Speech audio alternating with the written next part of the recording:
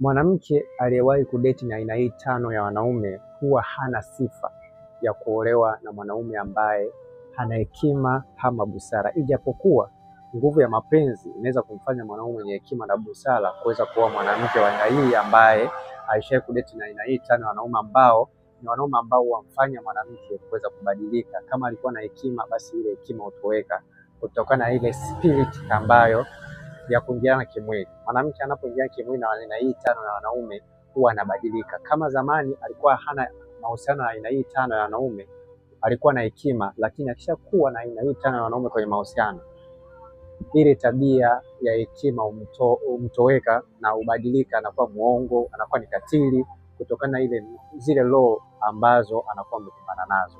Kwa hiyo ni muhimu sana kuweza kujua kwamba mwanamke aliyewahi kudeti na aina hii tano ya wanaume huwa ana sifa ya kuolewa na mwanaume mwenye hekima ama busara.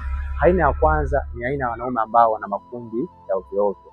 Mfano, wanaume ambao wana makundi ya ovyo ovyo hususan wanaume ambao wanafanya kazi ambazo ni za kujadiliana ujinga, mfano mafundi bodaboda, wauza chipsi.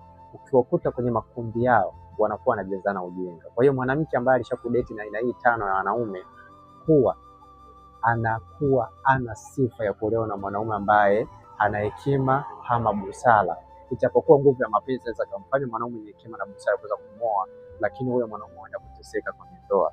Na pia aina ya pili ni aina ya mwanamke ambaye alishakudeti na wanaume ambao hawahudumii wanawake.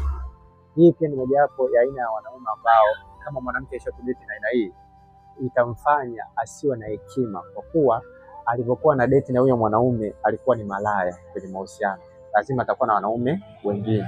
Kwa hiyo hii pia ni mojawapo ya aina ya wanaume ambao mwanamke kama alishakudeti nao huwa hana sifa ya kuolewa na mwanaume mwenye hekima ama busara.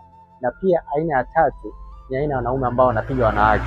Yaani mwanamke yeyote ambaye alishakudeti na wanaume ambao wanapiga wanawake na yeye akawa anapigwa, huwa hana hekima kwa mwanaume. Yaani hata kama ataolewa na mwanaume mwenye hekima na busara, huwa ile star ya kike inakuwa imeshatoweka, kwa sababu anachukulia kwamba wanaume wote ni mafala, wanaume wote hawajali wanawake. Kwa hiyo ile hekima inamtoka kutokana na kudeti na aina ya wanaume ambao walikuwa wanampiga.